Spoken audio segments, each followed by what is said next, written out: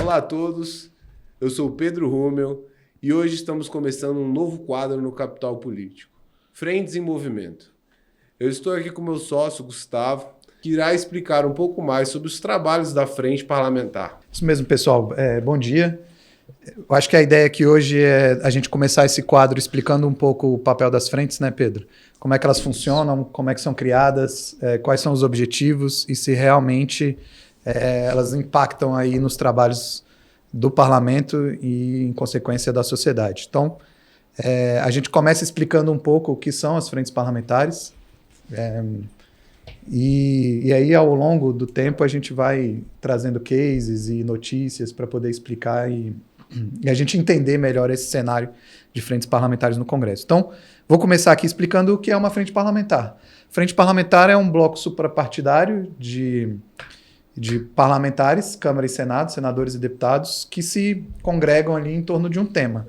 A mais famosa e mais antiga é a Frente Parlamentar da Agropecuária. Como o Brasil é um país basicamente rural, né, e a base da economia nossa é agrícola, nada mais justo do que isso ser representado no parlamento como uma frente parlamentar.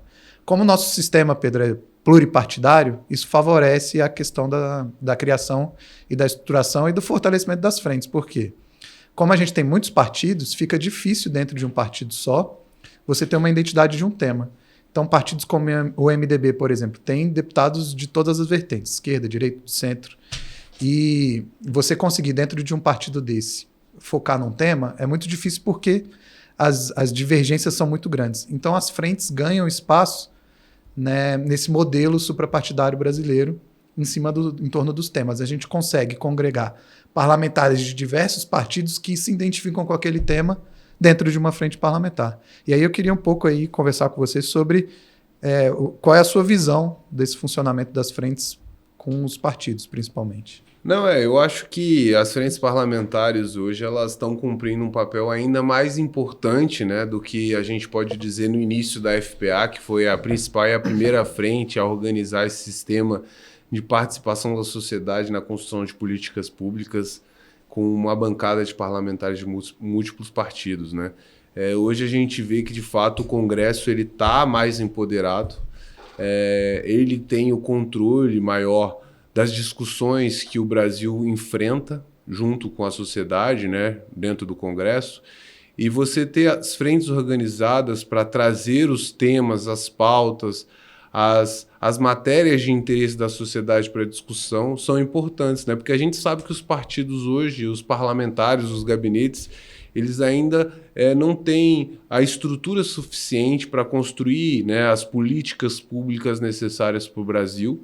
E é nesse papel que a frente pode assumir um protagonismo interessante de provocar a sociedade civil a construir essas políticas públicas e a frente utilizar-se da sua robustez política para provocar a sociedade nesse debate, nessa construção e nessa aprovação de matérias. Então, eu acho que, além de você juntar diferentes partidos, diferentes parlamentares de diferentes partidos em um debate unificado setorial, você também provoca com que esses parlamentares, junto com a sociedade, construam políticas públicas para desenvolvimento de setores específicos ou linhas ideológicas específicas, né?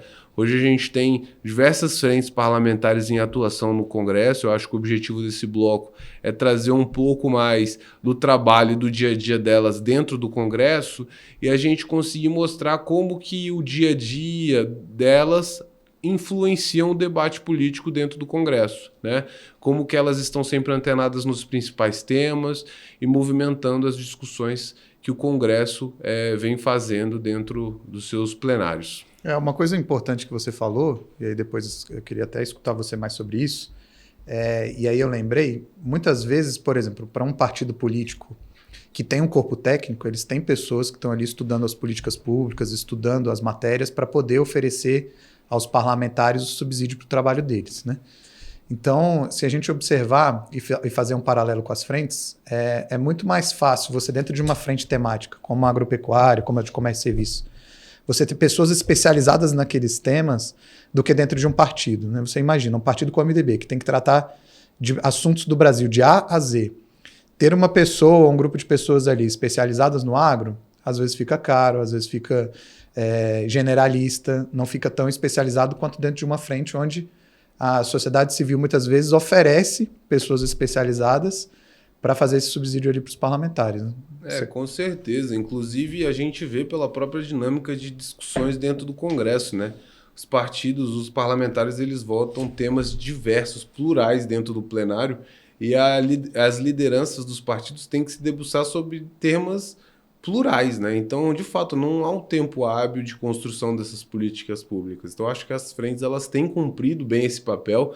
Eu acho que o destaque aí da FPA como grande protagonista e iniciando esse movimento, né, de articulação dentro do Congresso com diversos projetos. Eu acho que você pode trazer um pouco mais sobre essa história, né? Quais os projetos que mais movimentaram a FPA nesse início para a gente trazer para o tempo presente também, que continua movimentando, e trazer o destaque para as outras frentes também, um pouco mais do trabalho que as outras frentes têm desempenhado hoje dentro do Congresso.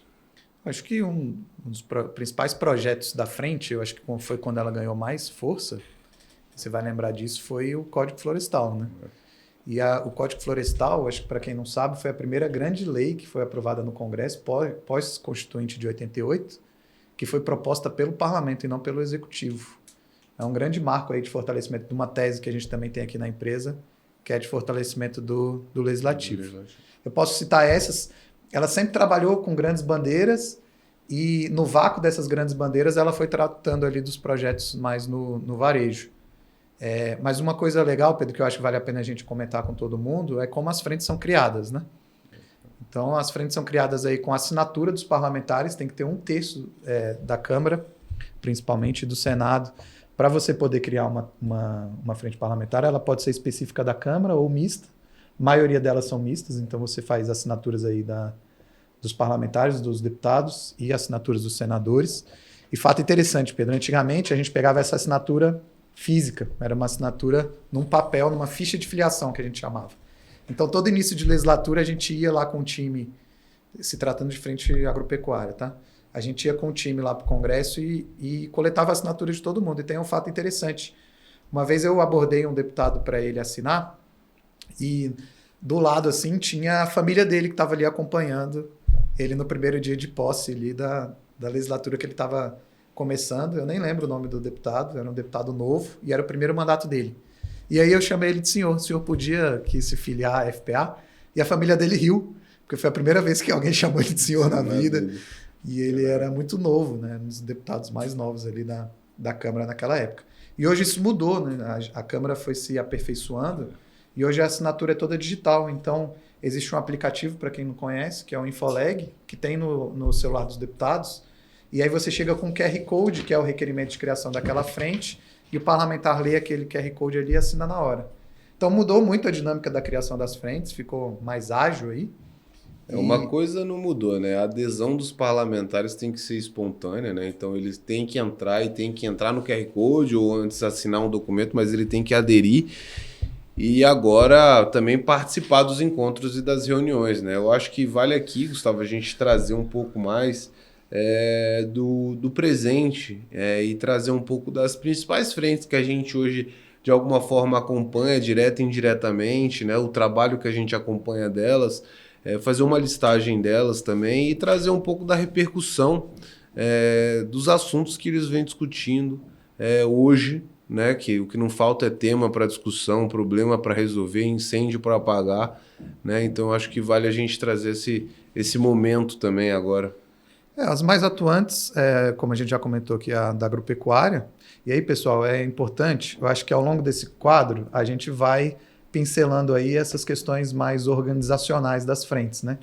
Então, a gente vai comentando o trabalho que a gente realiza e que a gente articula aqui com elas e também fazendo o paralelo de como isso se estrutura, como é que funciona o back-office para que isso aconteça. Então, os mais relevantes que a gente vê com a atuação mais forte é a da agropecuária, como a gente já comentou, a do comércio e serviço, a do empreendedorismo, e aí tem a infraestrutura e logística, nós temos a de segurança pública, a bancada evangélica, que tem a Frente Parlamentar Evangélica, que também é estruturada em cima aí da estrutura institucional da igreja evangélica. A própria segurança pública, né, tem uma bancada, querendo ou não. A de saúde é um pouco dividida, mas existe também uma organização da Frente Parlamentar de Saúde. Eu digo dividida porque tem uma mais focada em medicamentos, outra mais focada na profissão da medicina e uma mais geral da saúde como um todo. Mas também são frentes importantes e que tem bastante atuação aí no Congresso. Eu acho que vale a gente ressaltar que eu acho que existem muitas frentes parlamentares hoje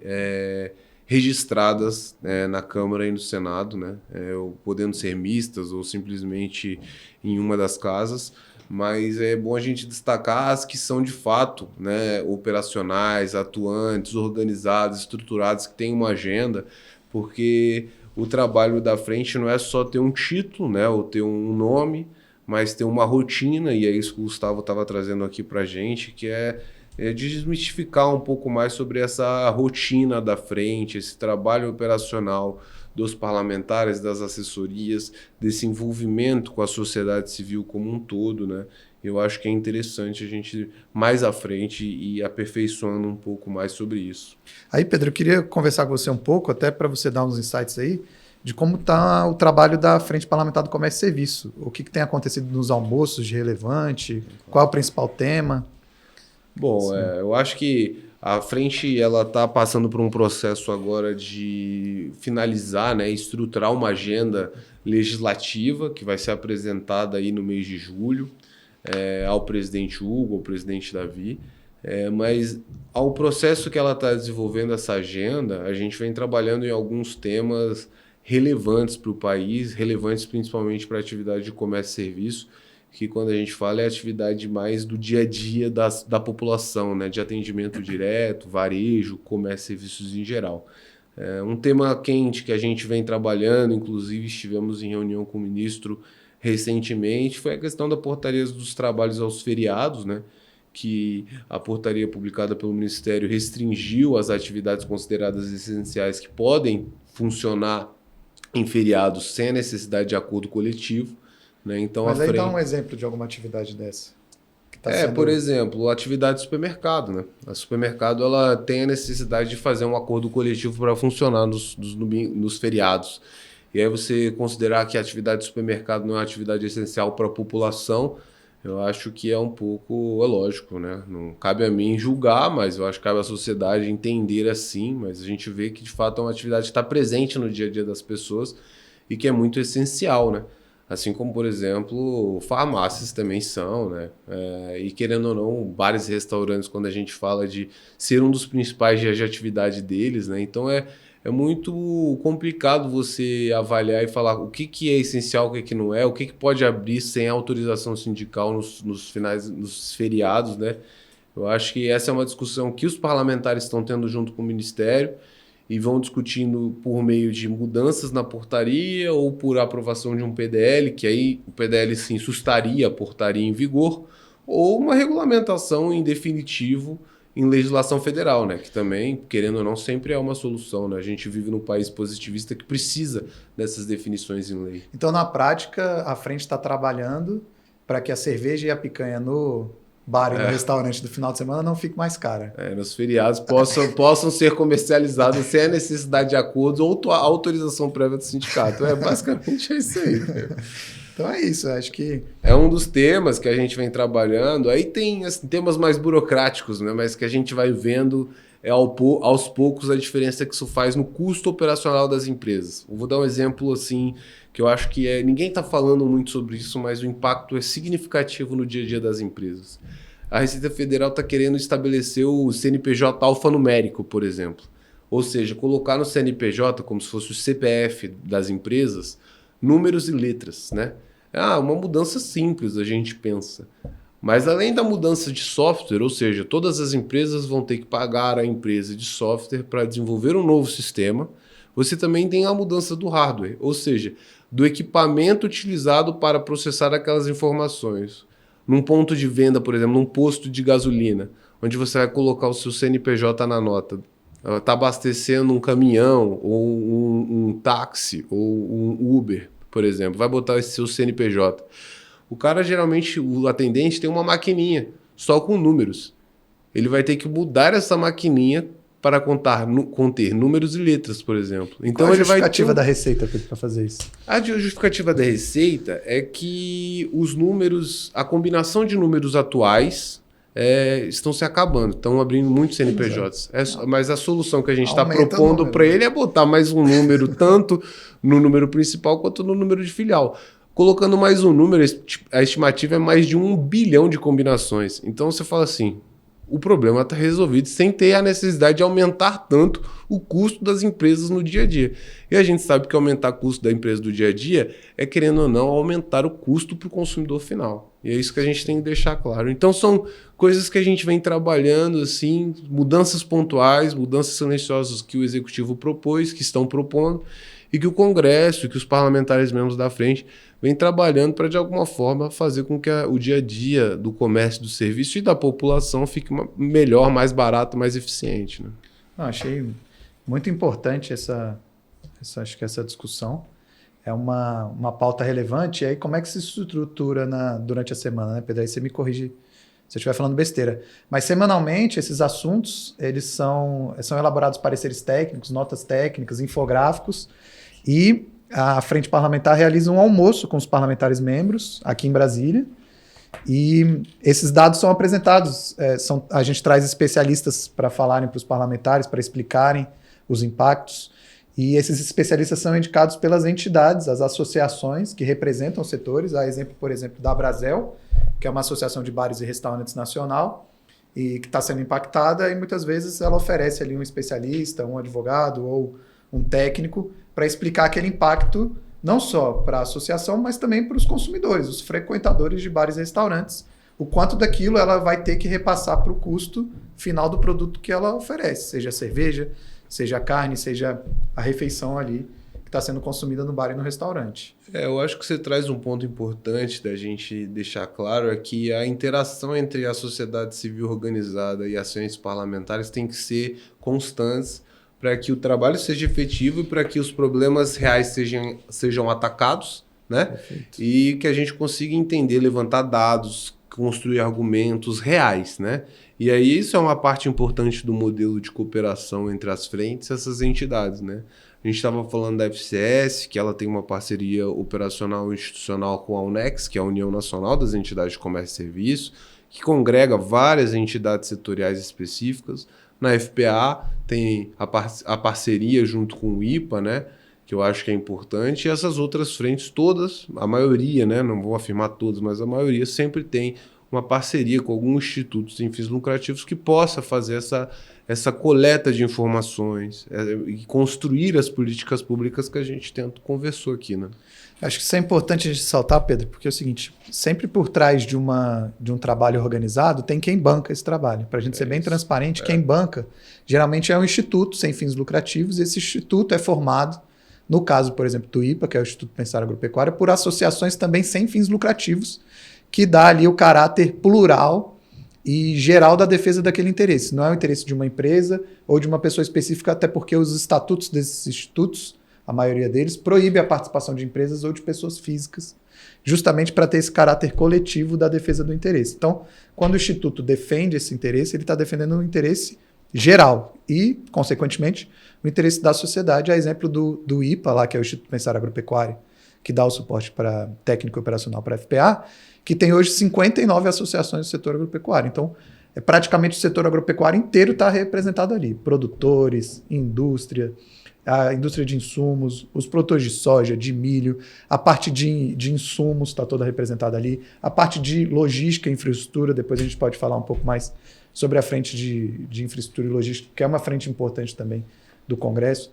Mas aí eu queria aproveitar aqui, Pedro, o gancho, e falar o seguinte, essa semana a gente viu, e aí tem um pouco a ver com esse aumento de custos para as empresas e para a sociedade de uma maneira geral, que as frentes se organizaram sobre o decreto de aumento do IOF, que é um imposto sobre operações financeiras, e que o Lula, encanetado ali, ele e o Haddad, aumentaram para todo mundo, né? E aí, como é que foi esse movimento, a nossa participação aí? Eu acho que foi importante. O que você pode comentar aí para... Não, perfeito. Então, as frentes, elas de fato se organizaram, elas foram provocadas pela sociedade civil como um todo para se movimentarem nesse aspecto. Inclusive, eles estão divulgando, além de uma nota, de uma coletiva de imprensa que foi realizada, numa nota conjunta contra o decreto do Executivo, pela derrubada do decreto do Executivo, também fizeram um vídeo com todos esses presidentes da frente, e você começa a ver como é um impacto multissetorial, né? Então, todas essas frentes diversas se mobilizando em conjunto, construindo posicionamentos conjuntos, construindo uma nota de posicionamento conjunta, vídeos em conjunto, para a gente conseguir fazer essa mobilização nacional pela derrubada de um aumento de imposto, aumento de arrecadação, né? Uma medida fiscal aí que o governo apresentou do dia para a noite, sem antes, eu acho que vale a reflexão, conversar com os setores, né? Eu acho que o objetivo das frentes, dos parlamentares que defendem esses setores, é eles poderem colaborar na construção de soluções para o Brasil, né? Então, quando os parlamentares se mobilizam contra determinada medida, porque o impacto é negativo, não é se mobilizando contra o Brasil ou contra a evolução, né? Mas é se posicionando contra algo que venha de surpresa, né? Que não seja construído de forma colaborativa. Eu acho que a gente precisa acompanhar, né, as cenas dos próximos capítulos, como essa questão do IOF vai se desdobrar, se esse trabalho do Congresso, das frentes, vai conseguir barrar de fato a continuidade desse decreto, mas eu acho que o mais importante é a gente conseguir estabelecer com o Executivo esse canal de construção. Né? O que a gente acompanha hoje é que, de fato, ainda não houve uma busca do Executivo para conversar com as frentes parlamentares para buscar uma solução com essa questão do orçamento, né? Então, a gente está aberto a tentar construir isso e não ficar só, por exemplo, se mobilizando contra assuntos que apareçam do dia para a noite. A negociação tem que ser feita, sim, com os líderes partidários, com o presidente da Câmara, o presidente do Senado, mas esse envolvimento das bancadas temáticas é importante porque eles traduzem, de fato, o posicionamento dos setores produtivos, né? E isso e da sociedade, não só dos setores produtivos, mas da sociedade. Eu acho que essa interação é muito importante para o Congresso conseguir trabalhar temas mais positivos para a sociedade, pensando numa política muito mais de Estado e não de governo. Porque a sociedade civil vai continuar lá, as frentes vão continuar lá, independente de uma mudança de legislatura, independente de uma mudança de governo. Perfeito. Então a gente observa, e aí vale a reflexão, de que existe um distanciamento entre o Poder Executivo e o Legislativo, que é uma das teses que a gente apresenta aqui, e de que muitas vezes o Executivo perde a oportunidade de fazer uma interlocução maior com essas frentes, que tem um contato direto com a sociedade civil organizada, que é quem no final vai ser impactado por aquilo, que tem uma organização, debate aqueles temas, né? E que poderia não só ajudar o governo, como também, às vezes, resolver algum problema para o governo, né? E o governo se furta disso, na minha avaliação, um pouco para tentar sobreviver aí até o final da legislatura. A gente viu muito isso nesse caso, e foi tão forte, né, Pedro, o trabalho das frentes, que tanto o Hugo Mota, presidente da Câmara, quanto o Davi Alcolumbre, presidente do Senado, declararam publicamente que foi um tiro no pé, que o governo se precipitou e que se mobilizariam ali para derrubar a medida. E como é que essa medida é derrubada? Acho que vale a pena comentar isso. Existe um processo, uma tramitação, uma proposição no Congresso que se chama Projeto de Decreto Legislativo, que já foi apresentado, e esse projeto tem o poder de sustar normas do Executivo, quando o Executivo exorbita ali o poder dele de regular, né? Como no caso foi concreto aí, ele acabou legislando sem o aval do Congresso, então o Congresso já propôs esse PDL e está tramitando e já tem aí o ok dos dois presidentes.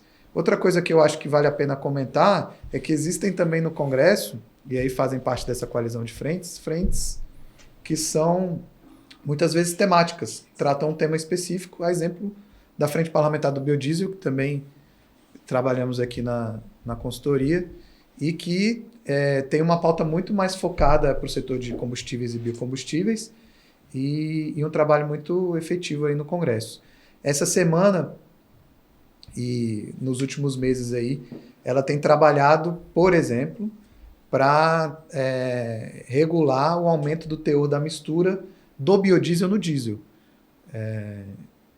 A meta é para chegar aí até B20, pelo que está aprovado em lei, foi uma lei aprovada pelo Congresso, que se chama Combustível do Futuro, e aí eu acho que vale a pena semanalmente a gente comentar sobre essa frente também, né, Pedro? Essas frentes mais específicas, temáticas. Com certeza. Eu acho que vale a gente trazer aqui um destaque, né? Como a gente estava falando dessa questão de uma construção de agenda também, o evento que teve recentemente da Frenlog, para lançamento, né, da sua agenda legislativa, com a participação do seu presidente, você pode estar acompanhando esse lançamento. Eu acho que é muito importante que essas frentes elas tenham uma agenda prioritária, pautas claras, que eles estão trabalhando, discutindo e construindo junto com a sociedade para promover o desenvolvimento do Brasil de uma frente que discute infraestrutura e logística, né? Basicamente, grandes gargalos que o Brasil tem hoje que enfrentar. Eu acho que esse é o principal tema que a gente vai ter que tratar daqui para frente, o país, uma questão mais estrutural do país. Eu acho relevante esse trabalho das frentes, porque política é você ter uma pauta, ter rotina e ter persistência. A pauta ela não pode ser única, porque depende de cenário, depende de oportunidade, depende de timing. Então, se você tem uma pauta única, às vezes fica difícil você construir ou aproveitar momentos para que aquilo ali aconteça. Então, é exemplo do que a Frenlog fez essa semana, a Frente Parlamentar da Infraestrutura e Logística. Ela dividiu em 8 eixos temáticos as pautas prioritárias dela, e cada eixo temático desse aí, tem de 3 a 4 projetos prioritários que ela vai trabalhar ao longo dos anos, ao longo dessa legislatura principalmente, mas ao longo dos anos de trabalho, para aprovar. Então, o lançamento foi lá no Senado, com a participação de quase toda a diretoria da frente, onde eles fizeram ali uma cartilha, a gente ajudou eles a elaborar isso, com a listagem desses projetos e com o posicionamento. Então, qualquer pessoa que consulte essa cartilha, está no site lá da Frente Parlamentar de Infraestrutura e Logística, vai ter os projetos prioritários que a frente acompanha e já vai ter um posicionamento. Então, se concordar ou não concordar com aquilo, já pode se manifestar, participar lá no site. E todo debate, toda crítica é bem-vinda, porque a gente, através dessas críticas, a gente vai cada vez mais aperfeiçoando não só o posicionamento das frentes, como também o nosso material técnico aqui para subsidiar os parlamentares, que tem toda uma linguagem especial para a gente poder atingi-los, não é, Pedro? Eu acho que a gente conseguiu trazer aqui ainda um preâmbulo, né, do que são as frentes parlamentares. Lógico que esse primeiro episódio, vamos botar assim, das frentes em movimento, ela vai ser um pouco mais burocrático, mais denso, mas a ideia dessa nossa conversa semanal é a gente trazer de fato essas movimentações, né, esses resumos do que as frentes têm feito e como que elas têm se organizado para alcançar os seus objetivos, melhorar o Brasil, discutir os temas mais relevantes, né? Então falamos aqui sobre a agenda legislativa da Frenlog, falamos sobre o trabalho da FCS, sobre a questão do trabalhos em domingos e feriados, a questão do CNPJ alfanumérico, a coalizão das frentes trabalhando pela derrubada do IOF, que é um resumo, né, do trabalho de algumas frentes que a gente vem acompanhando